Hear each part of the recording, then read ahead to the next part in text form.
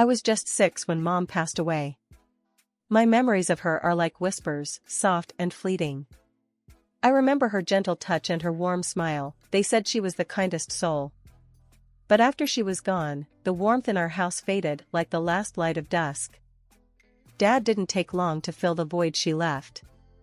Enter Helen, my stepmother, with her sharp eyes and a smile that never quite reached them. She was like a winter chill, creeping into every corner of our lives.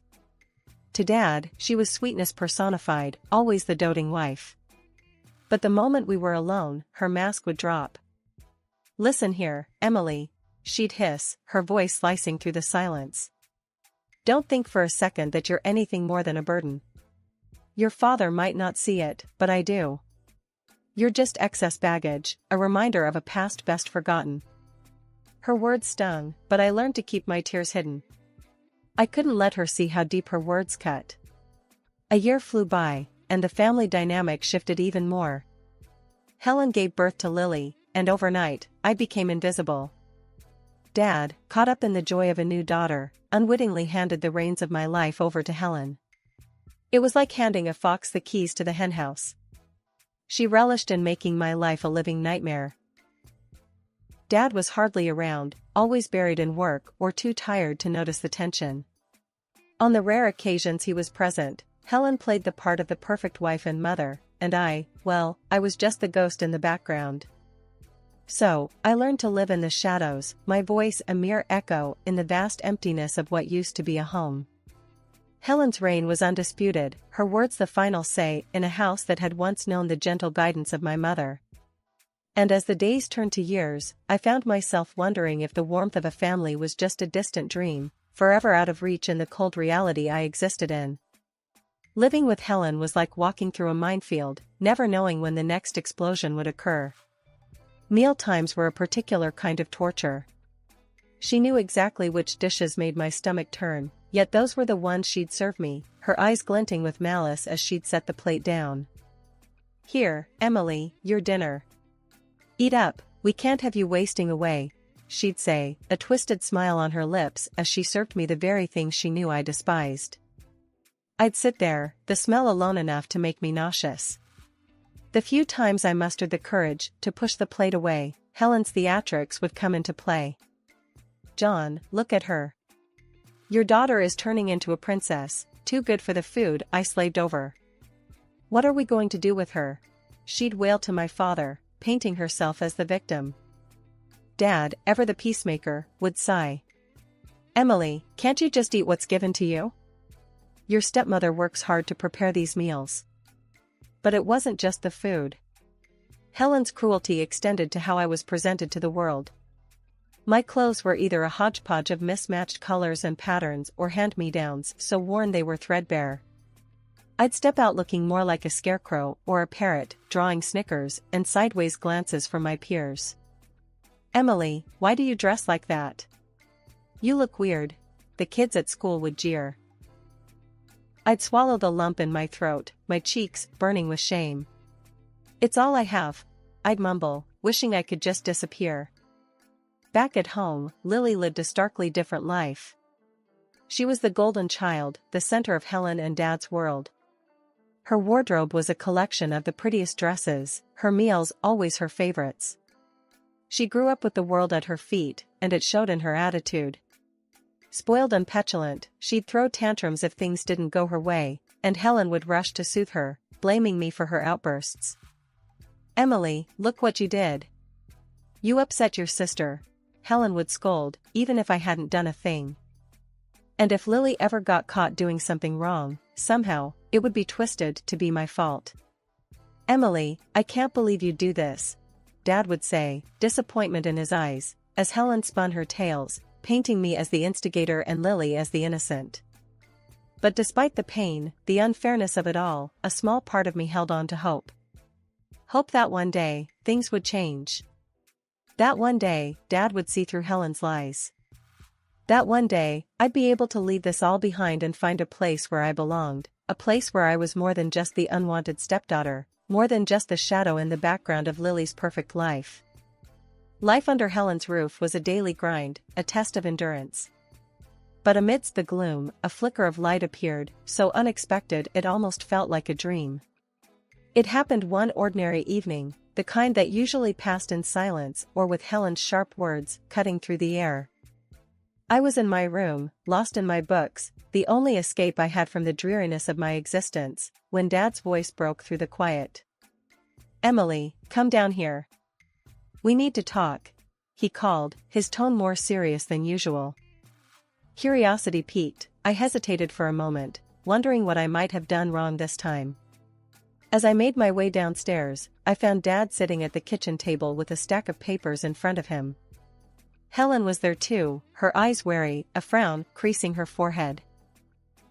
"What's going on?" I asked, trying to keep my voice steady.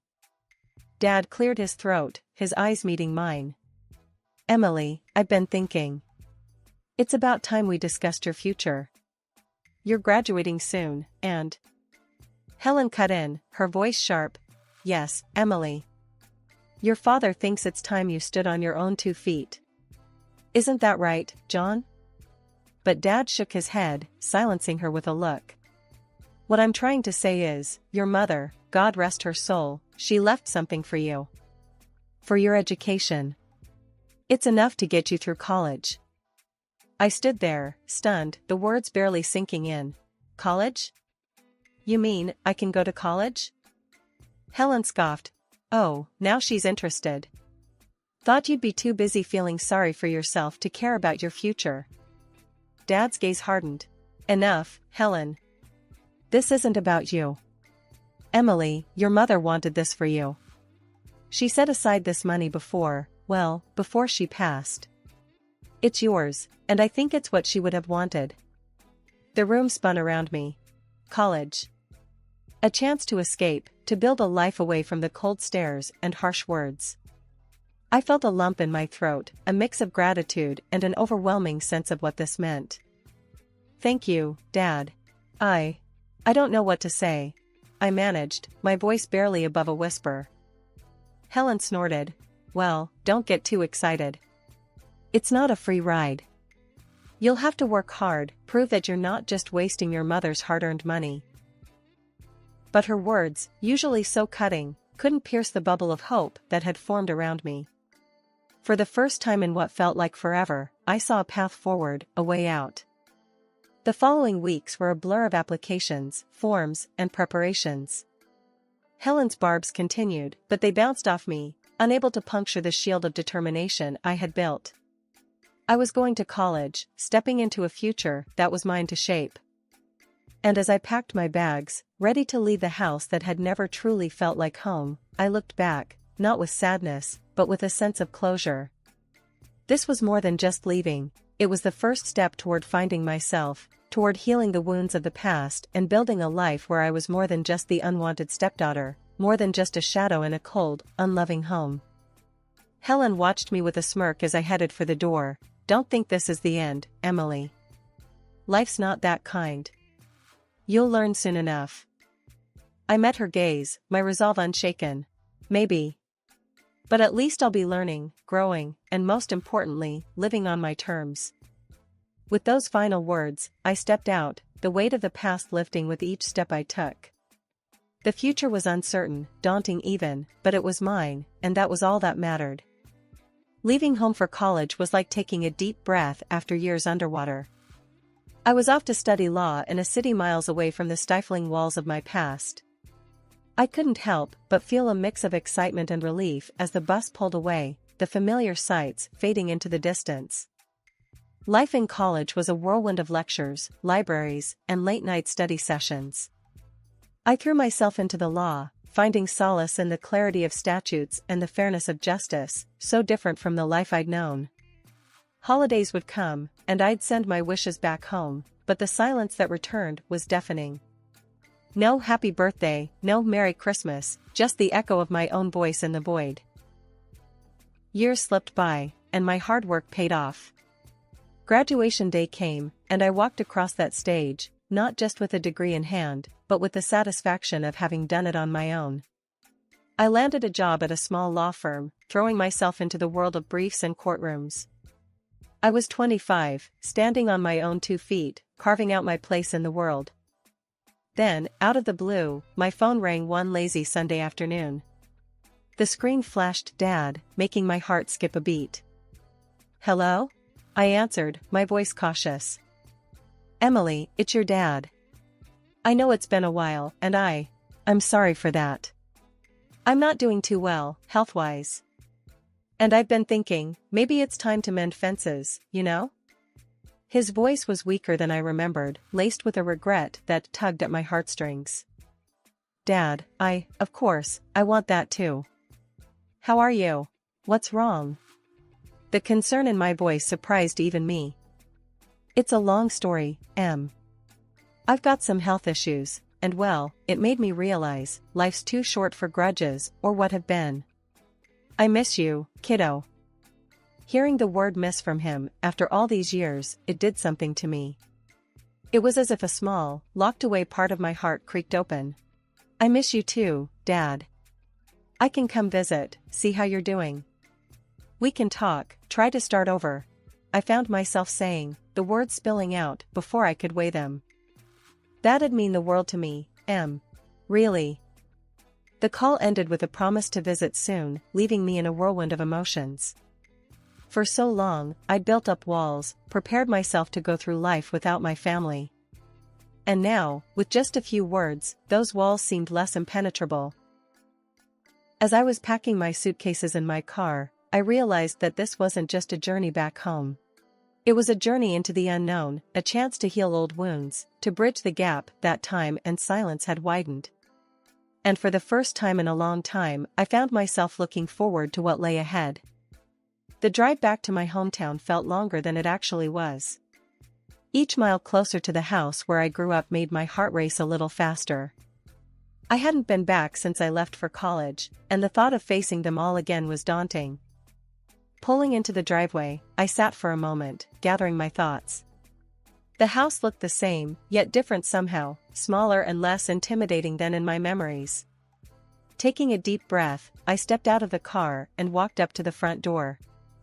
Before I could even knock, it swung open, and there was Helen, her eyes scrutinizing me from head to toe.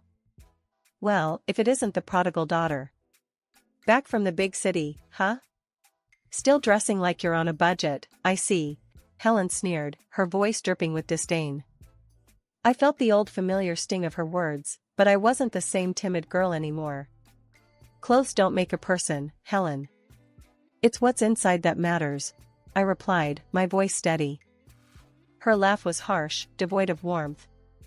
"Look at you, all grown up and spouting wisdom. Come in then. Your father's been asking about you." As I stepped into the house, memories flooded back, each room a reminder of the years I'd spent under Helen's critical eye. I found Dad in the living room, a shadow of his former self, looking frail and tired. "Dad," I said softly, approaching him.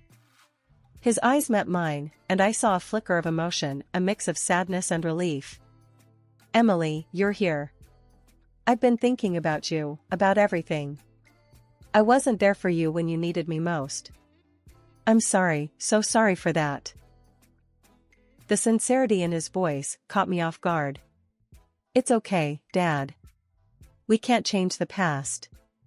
What's important is that we're here now." He nodded, his hand reaching out weakly, and I took it, a silent acknowledgement of forgiveness and a tentative step toward healing. Helen watched from the doorway, her expression unreadable. "Well, this is touching. The perfect family reunion," she said, her voice laced with sarcasm. I chose to ignore her jab, focusing instead on Dad. "How have you been, really?" I asked, concern lacing my words. "It's been tough, Emily. The illness, it takes a lot out of me. But having you here, it means more than you know," he replied, his voice weak but genuine. Behind Helen, I noticed Lily peeking in, her expression curious. She was no longer the little girl I remembered, but an 18-year-old young woman, looking unsure of where she fit into this unexpected family gathering. "Lily, come here. It's been a long time," I said, offering her a small smile. She hesitated for a moment before stepping forward. "Hi, Emily. You look Different, she said, her tone cautious, but not unkind. Different good, I hope, I replied, trying to break the ice. She gave a small, uncertain smile. Yeah, different good. The conversation was awkward, the years of distance and Helen's influence hanging heavily between us. But it was a start, a small crack in the wall that had separated us for so long. In the days that followed, I found a small apartment nearby and settled into a routine of visiting Dad, trying to make up for lost time. Our talks were sometimes painful, often healing, a mix of regret and rediscovery. Helen's presence was a constant challenge, her remarks a reminder of the past. But the change in Dad, the softening of Lily, it gave me hope that maybe, just maybe, we could find a way to be a family again, flawed and fractured, but together in our own way. Life in my hometown was settling into a rhythm, a delicate balance between the past and the present. Dad's health was a constant worry, but our newfound bond brought a sense of peace that had been missing for years. However, the calm was soon to be disrupted in a way I never anticipated. One evening, as I was leaving Dad's house, Helen cornered me in the hallway, her eyes glinting with an unfamiliar intensity. Emily, your father wants to talk about something important. Something about his will. You should be there, she said, her voice low and urgent. Surprised by her seriousness, I nodded. Okay, Helen. Let's see what Dad has to say. We gathered in the living room, the air thick with anticipation. Dad looked more somber than usual, a stack of papers on the table in front of him. Lily sat quietly, her eyes darting between Dad and me. Emily, Lily, I've been doing a lot of thinking. Life's thrown us some curveballs, and it's made me realize how important it is to put things in order. Dad began, his voice steady but strained. Helen interjected, her tone sharp. John, just get to the point. What are you trying to say? Dad took a deep breath. I've decided to revise my will. Emily, I've not been fair to you, not for a long time. I want to make it right. I'm leaving you a portion of my estate, $300,000. It's what your mother would have wanted. The room went silent, the weight of his words hanging in the air. Helen's face turned a shade paler, her lips pressed into a thin line. You can't be serious, John. Emily's been gone for years, and now she just waltzes back in and you're giving her part of our family's estate? What about Lily? Helen's voice was sharp, her words slicing through the tension. Dad remained firm. It's my decision, Helen. Emily is my daughter, and she deserves this. It's long overdue. I was speechless, the emotion swirling inside me too complex to untangle. Gratitude, guilt, and a sense of vindication all mixed together. Lily finally spoke up, her voice small but clear. Dad, it's your choice. I just want us to be a family again. That's more important than any will. Helen shot her a withering look, but said nothing. The tide had shifted, the dynamics of our family changing in ways I never imagined. Weeks turned into a tentative dance of civility in the house. I'd drop by often, each visit less tense than the last, almost normal. Helen, to my surprise, was behaving decently, her usual sharp tongue seemingly dulled. One sunny afternoon, as I was leaving Dad's place, Helen approached me, a hint of unease in her eyes. Emily, I hate to ask, but can I borrow your car? Mine's broken down, and I have an important errand. I wouldn't bother you otherwise, she said, her voice almost too casual. I hesitated, the keys to my car heavy in my pocket. But seeing her seemingly genuine distress, I relented. Sure, Helen. Just be careful, all right? I said, handing her the keys. She offered a rare smile. Thank you, Emily. You're a lifesaver. I left by taxi, a nagging unease in the pit of my stomach. The next day, I returned to pick up my car, expecting to find it parked outside. But the space was empty. Confusion turned to concern as I hurried inside. Helen, where's my car? It's not outside, I asked, trying to keep my voice calm. She looked up from her magazine, her expression one of confusion. What do you mean? It should be right out front. You gave me the keys, remember? Dad, seated at the table, chimed in, his brow furrowed. Lily took the car out early this morning. Didn't she tell you, Helen? Helen's face went pale. No, she didn't. Why would she take your car, Emily? She knows it's not hers to use. Before I could respond, my phone rang, the sound slicing through the tension. It was the local police. My heart sank as the officer on the line explained that my car had been involved in an accident.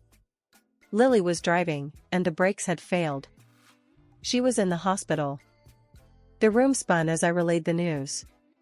Helen let out a gasp, clutching her chest as she staggered, then collapsed into a chair. Oh God, what have I done? She murmured, her voice barely a whisper. Dad and I exchanged a look of confusion and horror. Helen, what are you talking about? What have you done? I demanded, my voice rising with panic. When she finally composed herself, her words sent chills down my spine. I tampered with the brakes, thinking it would be you driving, not Lily. Oh God, I was so angry about the will, about everything. I never meant for Lily to get hurt. The confession hit like a punch to the gut. Disbelief, rage, and shock coursed through me as Dad called the police, his hands shaking. The room, once a place of tense reconciliation, was now a scene of betrayal and devastation. As the reality of Helen's actions sank in, the world as I knew it crumbled. The fragile peace we'd built, the family we'd tried to mend, it was all shattered by a single, unthinkable act. And as we waited for the police to arrive, the weight of what had happened, of what could have happened, was suffocating.